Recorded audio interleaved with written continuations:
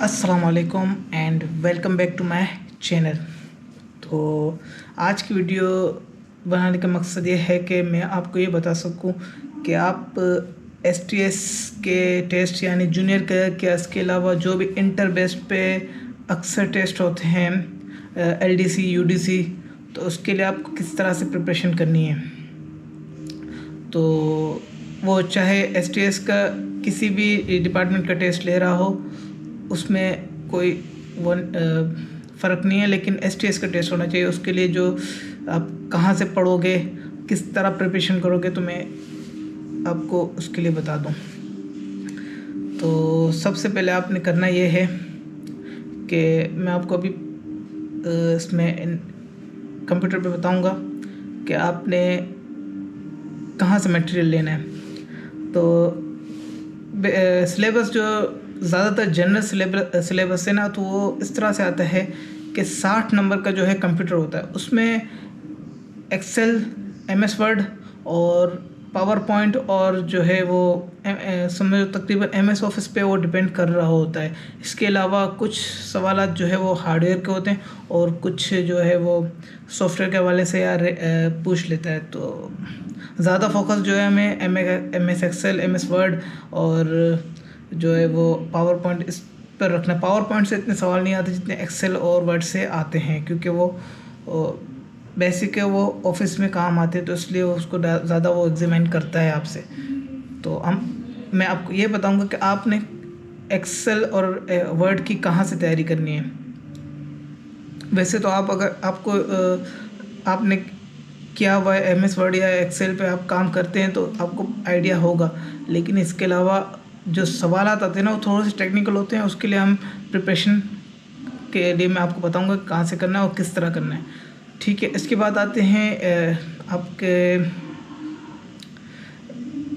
English ज़्यादातर 20 का होता है और शायद 20 के कभी जनरल नॉलेज होती है या कभी 10 नंबर की जनरल नॉलेज होती है और 10 नंबर के वो मैथ्स आपसे पूछ लेता है, या फिर वो जनरल एबिलिटी कुछ इस तरह से।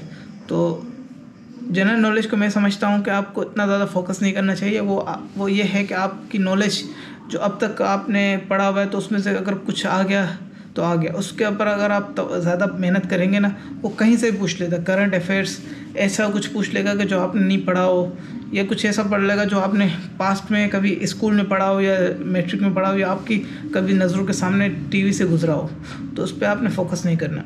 हाँ, इंग्लिश में जो मेन चीज़ है वो है प्रीपोजिशन जो है वो बहुत ज़रूरी है। तो उसको हमने जो है वो समझना है कि इज़ कहाँ लगता है, एट कहाँ लगता है, ऑन कहाँ लगता है। तो उसके लिए आप जो यूट्यूब पे सर्च करेंगे प्रीपोजिशन, तो बहुत सारे जो है वो चैनल्स हैं, उन्होंने इस पर वीडियो बनाई हुई है। तो मैं समझता हूँ कि आपको वहाँ से प्रीपोजिशन के लिए तैयारी कर लेनी चाहिए। इसके अलावा अगर आप समझते हैं कि बुक लेना, तो आप उसके लिए बुक ले लें, लेकिन आप वैसे ही यूट्यूब या कंप्यूटर से या मोबाइल पे ही आजकल जो है वो आप उस पर पाक एमसीक्यूज़ या उसका मैं आपको अभी सब वो करके दिखाऊंगा कि आपको इंग्लिश के सवालात कहाँ से प्रैक्टिस करने चाहिए। नेट पे जो है वो कौन सी वेबसाइट है, उसके मैं लिंक भी दे दूँगा। तो शुरू करते हैं।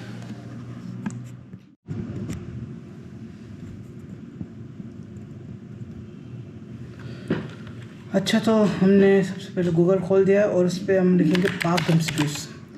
पाक एमसीक्यूज़ वो वेबसाइट है जहाँ पे ये मैं रिकमेंडेड इसलिए कर रहा हूँ कि इसमें इंग्लिश की हम तैयारी करेंगे। इसमें जो है वो सारे जितने भी पास्ट पेपर्स से क्वेश्चंस आते हैं ना, जो स्टूडेंट देके आते हैं, तो वो ख़ुद इसमें अपलोड करते हैं, तो उससे काफ़ी रहनुमाई हो जाती है हमारी। तो आपने अच्छा, एसटीएस के लिए जो ज़्यादा टेस्ट करता है ना, वो पैसेज, रीड द पैसेज, ये जो मैं कर्सर अगर आपको स्क्रीन पे दिख रहा है तो ये रीड द पैसेज इस पे करता है, और प्रीपोजिशन पे बहुत फोकस करता है एसटीएस। इसके अलावा जो दूसरी चीज़ है वो फिल इन द ब्लैंक्स। ये तीनों चीज़ें हैं जो अहम है, इस पर हमें प्रैक्टिस करनी है, इस पर हमने तैयारी करनी है। एक्टिव पैसिव वॉइस नहीं करता एसटीएस, तो इसको छोड़ देना है। टाइम है आपको वैसे ही इंग्लिश पे अगर आप वैसे ही करना चाहते हो तो आपकी मर्ज़ी है, लेकिन उस पर वो नहीं फोकस करता। एंटोनिम्स पे मैं अगर बात करूँ ना, तो एंटोनिम्स जो है साइनोनिम्स जो है वो इसलिए भी मैं आपको कहूँगा कि इस पर इतना फोकस नहीं करें, क्योंकि ये 5-5 नंबर के कभी कभी सवाल आ जाते हैं, या 5 नंबर के किसी दोनों में से 2-3 आ जाते हैं। तो उसमें एसटीएस जो है ना वो अक्सर 1 या 2 या 3 इजी क्वेश्चन आपको दे ही देता है, जैसे कि कुछ भी वो आपको पूछ लेगा कि इसका मतलब, वो ऐसी चीज़ होती है कि आपको कभी ना कभी आपकी नज़रों से, आपके उसमें कभी पास्ट में आपके साथ ऐसा कुछ आपके जहन से गुजरा होगा, तो उसकी आप जो है वो इतनी प्रैक्टिस नहीं करें। इसके अलावा प्रीपोजिशन है, इसके ऊपर ज़्यादा फोकस करें। प्रीपोजिशन जो है वो बहुत ज़्यादा एसटीएस जो है वो उसको टेस्ट करता है। तो आप पहले अपना एक माइंड क्लियर करें कि दी कहाँ लगेगा, इज़ कहाँ लगेगा, फ्रॉम कहाँ लगेगा, ऑफ कहाँ लगेगा, the chair is made of would. अब तो ऑफ इसमें आएगा या क्या आएगा, ऑफ क्यों आएगा, ऑफ कहाँ आता है। तो ये आपका कॉन्सेप्ट जो है वो क्लियर होना चाहिए। कॉन्सेप्ट को अपने जो है प्रोपोजिशन को क्लियर करना है। आपने इसमें रट्टा नहीं लगाना, रट्टा लगाओगे ये क्लियर नहीं कर सकोगे। तो ये चीज़ें, और इसमें जो है ना आप पहले प्रैक्टिस करके फिर आप इसमें क्यूज़ भी कर सकते हैं। तो आप टेस्ट भी दे सकते हैं कि आप कितने जो है वो कर सके हो। तो जैसे कि यहाँ पे देखो, रियाज हुसैन जलवानी कोई है, उसने ये MCQs अपना अपलोड किया है, और ये इसकी जो आंसर है ना वो सही होते हैं। ये 99% जो है वो, कोई एक आधा सवाल का आंसर आप गलत हो तो हो, लेकिन तकरीबन जो है ना 99% ये सही होते हैं। सवालात और उसके जवाबात बिल्कुल जो है वो एक्यूरेट होते हैं। तो इसलिए पाक MCQs से प्रैक्टिस करें तो बेहतर रहेगा। इसके अलावा कहीं से भी आप मतलब दूसरी जगह से कर सकते हैं। अच्छा, मेन चीज़ रही MS वर्ड, एक्सेल और पावर पॉइंट, उसकी आपकी तैयारी कहाँ से करनी है। तो आपने जो है वो गूगल पे लिखना है MS word MCQ set PDF, MS word MCQ set PDF। अच्छा, इसकी मैं जो है आपको लिंक भी दे दूँगा नीचे से, मेरे डिस्क्रिप्शन में, आप नीचे वीडियो के नीचे आप इसकी लिंक भी देख सकते हैं। तो सॉरी, अच्छा ये देखें, ये आ गया MS वर्ड। इसको यहाँ से आपने जो है वो डाउनलोड करना है। ये आपके पास ये इस तरह से खुल जाएगा। ये किसी सुरेश खन्ना ने बनाई 2014 में। अच्छा, ये जो इसमें जो क्वेश्चन है ना, ये वर्ड के जो है ओल्ड से MS वर्ड से, लेकिन आपको पता है कि जो जितने भी नए अगर MS वर्ड आते भी हैं तो उसमें पुरानी चीज़ें चेंज नहीं होती है, नए अपडेट होते हैं। तो जितने भी इसमें सवाल आते हैं वो तकरीबन उसमें होते ही होते हैं। कुछ नई चीज़ें एडिशनल होती हैं, बाकी आपको पता है कि वो पुरानी चीज़ों को ख़त्म नहीं करते। तो आपकी इसमें तकरीबन सारे क्वेश्चन से जो आपकी पूरा जो है वो क्लियर कर देते हैं। MS वर्ड के इतने क्वेश्चन से कि आप इसको अगर पूरी प्रैक्टिस कर लोगे ना, ये टोटल है 363 क्वेश्चन हैं सिर्फ MS वर्ड के। तो आपने ये कर लिया ना, तो समझो कि आपका कंप्यूटर क्लियर है। लेकिन इसमें आप एक सवाल भी आपने छोड़ना नहीं है। इसमें सारे शॉर्टकट्स और इम्पोर्टेंट शॉर्टकट्स और हर चीज़ जो है वो आपको इसमें क्लियर है। अच्छा, इसके आंसर्स जो है ना आपने करना ये है, अब मैं आपको तरीका बताता हूँ तैयारी करने का। आपने ये मोबाइल में डाउनलोड कर देनी, ठीक है। MCQs जो ये पोर्शन है ना, MCQs का ये पेज, ये कहीं से आपने ना प्रिंट आउट कर लेना है। ये प्रिंट आउट अपने हाथ में रखना है, और हर क्वेश्चंस, जैसे ये पहला क्वेश्चन है, इसमें आपका how many different position can you set for drop cap. तो इसका आंसर जो है वो B है। तो आपने चेक करना है कि अभी आपने सही आंसर दिया या नहीं दिया। आपके ज़हन नशी करने के लिए आपके पास वो जो प्रिंट पेज होगा ना, तो आपको वो बहुत इजी होगा। वरना ये आपको कर्सर से नीचे करना पड़ेगा या मोबाइल से जो है वो उसको स्क्रॉल करना पड़ेगा, तो उसमें बड़ा टाइम ज़ाया होता है। तो आपने प्रिंट आउट करके आपको बहुत इजी जल्दी प्रैक्टिस हो जाएगी। तो 1B जब अब आंसर देखने के लिए आपको बहुत मतलब नीचे आना पड़ेगा, आपका टाइम इसमें कंज्यूम होगा। तो ये मेरा एक मशवरा है आपसे। तो इस तरह से आपकी प्रैक्टिस जल्दी हो जाएगी और इजी रहेगा, ठीक है। तो ये MS वर्ड है, इसको आप डाउनलोड कर दें।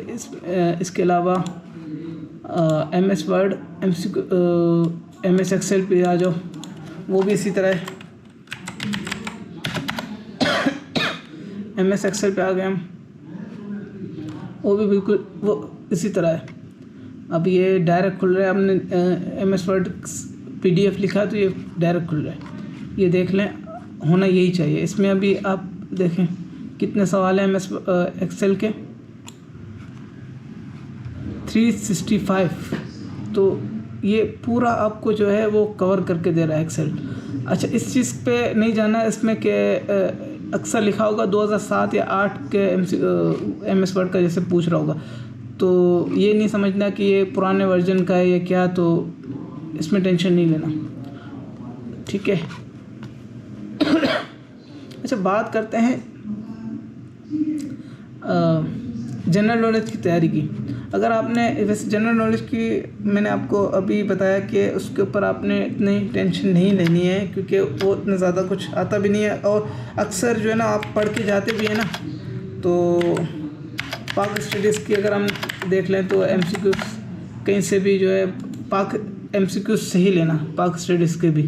तो आप अगर कोई भी पाकिस्तान करंट अफेयर्स कहीं से भी मेहनत करके जाते हैं ना, तो अक्सर ऐसा होता है कि वो सवालात आते ही नहीं हैं, और कुछ ऐसे आ जाते हैं जो आपकी कभी जो है वो लाइफ में कुछ ऐसा देखा हो आपने या पढ़ा हो या TV में देखा हो, तो उस हवाले से कोई क्वेश्चन आ जाए तो कुछ 3-4 तो ईजी दे ही देता है जनरल नॉलेज, ठीक है। जैसे कि वर्ल्ड कप कब होगा या आने वाला फुटबॉल मैच कहाँ होगा, इस तरह से क्वेश्चंस आ जाते हैं।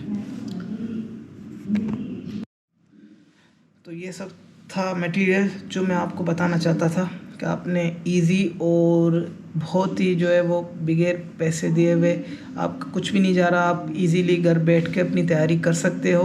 कोई टेंशन कुछ नहीं है, बिल्कुल।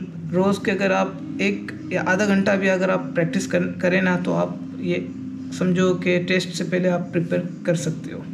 तो जितने भी जूनियर क्लर्क के लिए अप्लाई करना चाहते हैं, UDC LDC या इसके अलावा इंटर बेस्ड या ग्रेजुएशन बेस्ड, जो भी STS या दूसरी NTS या जितने भी हैं, उसके लिए ये आपको बहुत फ़ायदा देगा, जो भी मैंने आपको अभी बताया है। अच्छा, तो इसी के साथ इस वीडियो को ख़त्म करते हैं। अगर मेरी वीडियो आपको पसंद आई हो, आपके लिए हेल्पफुल रही हो, तो मेरे चैनल को सपोर्ट करें और जो है वो इस वीडियो को लाइक करें और सब्सक्राइब करें।